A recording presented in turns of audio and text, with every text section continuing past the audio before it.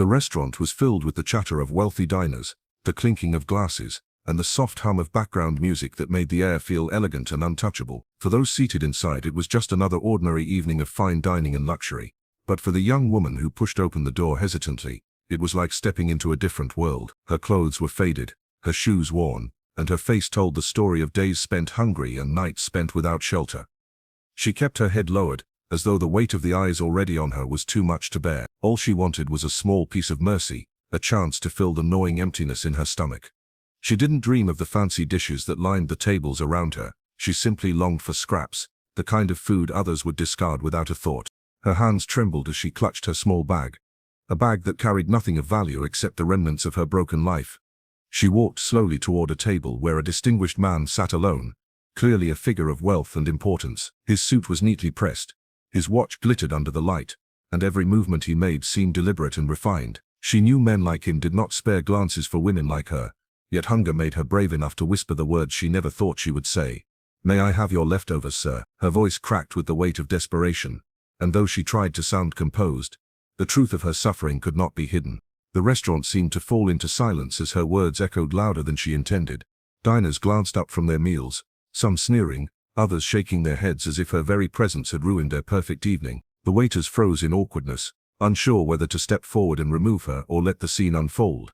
To them she was an intrusion, a reminder of a world outside these polished walls, a world that many preferred to ignore. Her cheeks flushed with shame and she lowered her eyes, expecting rejection, perhaps even harsh words or laughter. But when the man finally looked up at her, something unexpected happened. His gaze met hers, and in that single moment, everything shifted. He did not see a beggar or a nuisance. He did not see the ragged clothes or the weary body. What he saw were her eyes, deep pools of pain, dignity, and resilience, eyes that told of nights spent crying in silence, of days when she had fought just to keep going, of a spirit that refused to give up despite everything. For a heartbeat, he was no longer in the restaurant surrounded by wealth and indulgence. He was transported to a memory of his own, a time long before fortune had embraced him, when he too had felt helpless and unseen. The words she spoke had asked for leftovers, but her eyes asked for something far greater. They pleaded not for food, but for recognition, for someone to see her as more than her poverty, for someone to acknowledge that she was still human, still deserving of kindness. That realization struck him deeply. The man's heart softened, and the thought of pushing his plate toward her seemed insulting, almost cruel. She was not an animal to be fed scraps. She was a woman who had endured life's harshest storms and was still standing before him with enough courage to ask. A hush lingered in the air as he slowly set down his fork and leaned back in his chair. The diners expected him to dismiss her, to call for the staff, or at best to hand her the remains of his meal. Instead, he studied her face with quiet intensity, and then something changed in his expression. It was not pity that filled his eyes, but something stronger: recognition, empathy, and a spark of respect. In her he saw himself, a version of his past he had worked hard to bury but could never forget. That was when the miracle began to take root. Not in the food or the wealth he possessed, but in the simple act of seeing her. For the first time in years, she felt that someone wasn't looking through her, but into her. The shame that had pressed against her chest began to loosen, and though she still expected rejection, a flicker of hope ignited within her heart. She had walked into that restaurant believing she would leave with scraps to satisfy her hunger for a single night. But as his gaze lingered on hers, she sensed that something greater was about to happen, something that would fill not just her stomach, but the emptiness that had haunted her soul for so long. That fragile moment, born of a question whispered in despair and an answer carried in a look of compassion, the beginning of a miracle neither of them could have anticipated. The story of her life was about to change, and it all started with a request for leftovers and a pair of eyes that dared to truly see. The silence that had settled over the restaurant after her timid request began to feel suffocating. Every whisper, every sideways glance from the other diners pressed against her like invisible weights. She stood frozen, her hands clutched tightly together as though she could shrink herself into nothingness and disappear. In her mind she had already prepared for humiliation. Perhaps he would mock her, perhaps he would call the waiter to throw her out, or perhaps he would do what most did: ignore her entirely. But instead of rejection, the man's slow, deliberate movements left her and everyone else bewildered. He set down his utensils, wiped his hands carefully with the linen napkin, and gestured for a waiter. The room held its breath, unsure of what was coming. When the waiter approached, the man didn't push his plate forward, nor did he dismiss her. His voice was calm but firm as he ordered a fresh meal, the finest on the menu, prepared immediately. Gasps of disbelief rippled through the room. The young woman's lips parted slightly, her brows furrowing in confusion. She shook her head quickly, whispering, "No, please, I don't need that. Just a little food. Anything left is enough." Her voice trembled, almost ashamed, as though daring to hope for more would be greedy. Yet he didn't waver. His gaze was steady, and he repeated his order, this time adding that the meal should be served not to him but to her. The waiter hesitated, glancing between the two of them, unsure if he had heard correctly. After all, it wasn't common for a man of such stature to invite someone like her to sit at his table. But the man's eyes left no room for doubt, so the waiter hurried away. The young woman remained standing, awkward and tense, still expecting at any moment to be told this was a cruel joke. Her cheeks burned under the weight of countless disapproving stares. A few diners whispered openly now, their words sharp as knives. "Why's he doing this? She doesn't belong here. He'll regret it." But he ignored them all. Then came the gesture that broke through the wall she had built around herself. He rose from his seat, and with a grace that silenced even the whispers, he reached for the chair opposite his own. Slowly, deliberately, he pulled it out and motioned for her to sit. It was such a simple act, one many would dismiss as nothing, but for her, it was a gift she had not known in years. She had begged for scraps, and instead she was being offered dignity. For the first time in longer than she could remember, someone wasn't treating her like a problem to be removed or a shadow to be ignored. He was inviting her to sit as an equal. Her body resisted at first. She wanted to refuse, to run out the door and hide from the humiliation that seemed inevitable. Yet something in his eyes stopped her. It wasn't pity, and it wasn't charity. It was quiet insistence, the kind that told her he truly meant it. Slowly, with hands still trembling, she stepped forward and lowered herself into the chair. The world seemed to tilt around her as if the air itself had shifted. The clinking of silverware and the murmuring of voices faded into the background. For a brief, miraculous moment, it felt as though the world outside her hunger and pain no longer existed. When the food arrived, placed in front of her with elegant care, she stared at it in disbelief. The meal was plated beautifully, its aroma filling her senses and tugging at her hunger with merciless force. But her eyes welled with tears before she could take a bite. She hadn't tasted such food in years. She hadn't sat at a table like this since her life had fallen apart. Her lips quivered as she whispered, I can't eat this. It's too much." The man simply leaned forward, his voice calm but firm, and said, "You deserve it. Please, eat." As she lifted her fork with shaking hands, tears slipped down her cheeks. She wasn't just eating a meal, she was swallowing hope, kindness, and the fragile belief that perhaps life hadn't entirely forgotten her. The restaurant around them buzzed with disbelief, yet none of it mattered anymore. In that moment, she wasn't invisible, she wasn't unwanted. She was a guest, a human being treated with dignity, and that was worth more than the finest feast. That evening, what had begun as a plea for scraps became something far greater. It became a reminder that sometimes the most powerful miracles aren't loud or dramatic. They are quiet acts of humanity, like a chair pulled out at a table where no one else would have allowed her to sit. The aroma of the freshly served food lingered in the air, tempting her senses, but for a moment she couldn't bring herself to lift the fork again. Her fingers clutched it awkwardly, her knuckles white with tension, as if this simple act of eating at a table surrounded by people who belonged there was somehow a crime she wasn't allowed to commit. Her eyes flickered nervously toward the diners around her, catching fragments of judgment in their expressions, the raised brows, the pursed lips, the disdainful whispers. It was as though every bite she might take would be weighed and criticized, as if her very presence was an intrusion in a world she had no right to enter. Yet when she looked across the table, the man who had invited her sat patiently, his face calm, his eyes carrying none of the contempt she had braced herself for. He offered her a slight nod, a silent encouragement, and it gave her the strength to taste her first mouthful. As the flavors spread across her tongue, the tension in her body began to loosen, though tears still threatened fall.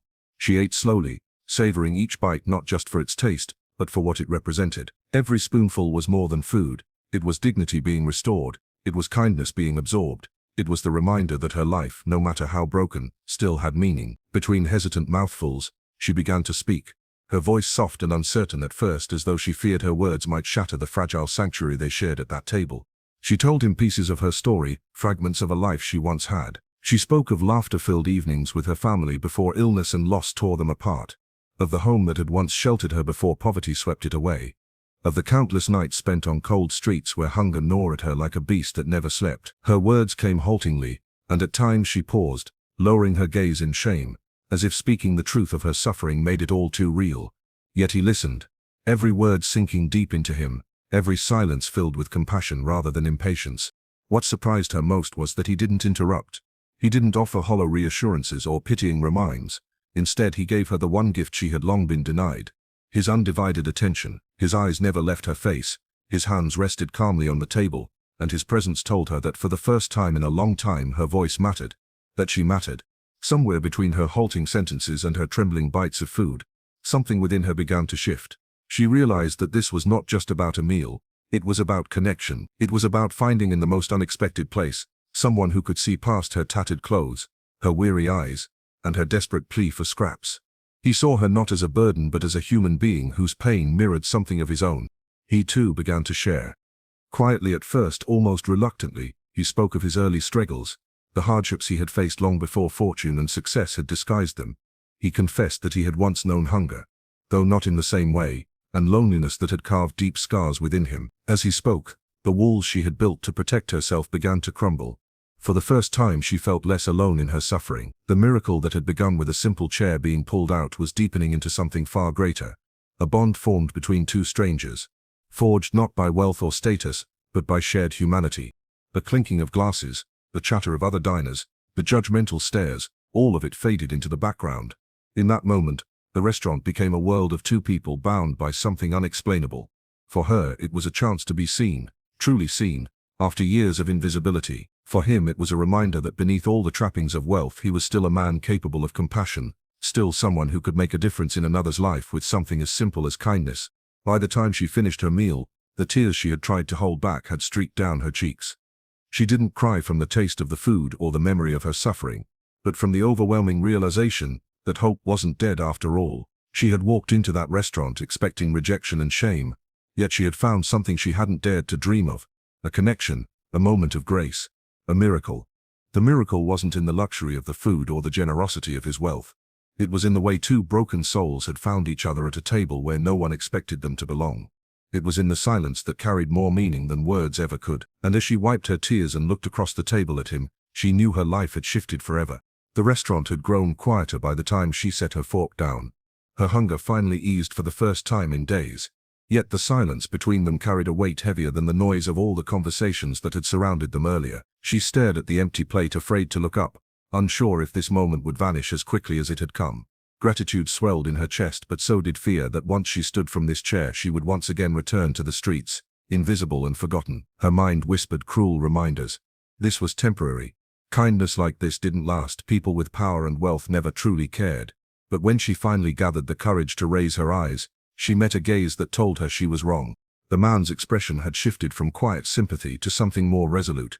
He leaned slightly forward, placing his hand gently over hers, steady and warm, grounding her in a way she had not felt in years. The contact startled her, not because it was unwelcome, but because it carried no ulterior motive, no expectation. It was simply human. And then, with a voice calm yet firm, he spoke the words that shattered the walls she had lived behind.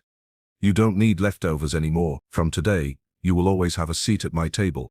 For a moment she couldn't breathe. The words didn't make sense. People didn't say things like that.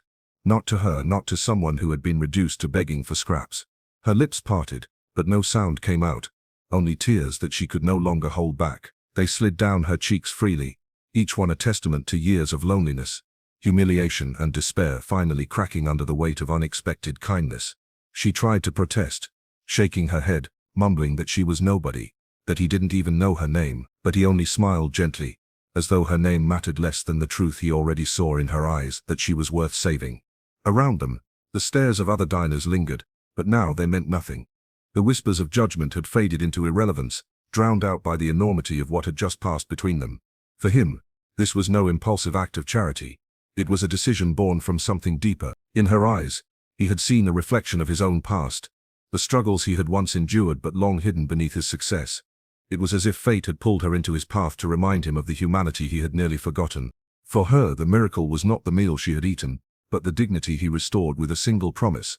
His words told her she was not just a stranger to be pitied or dismissed.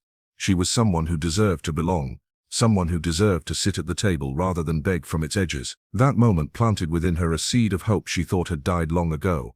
She realized that survival didn't have to mean living in shadows, that perhaps she could dream again, that perhaps she was not as invisible as the world had made her believe. She whispered a thank you, her voice trembling, but he shook his head softly as if to say that no thanks were needed.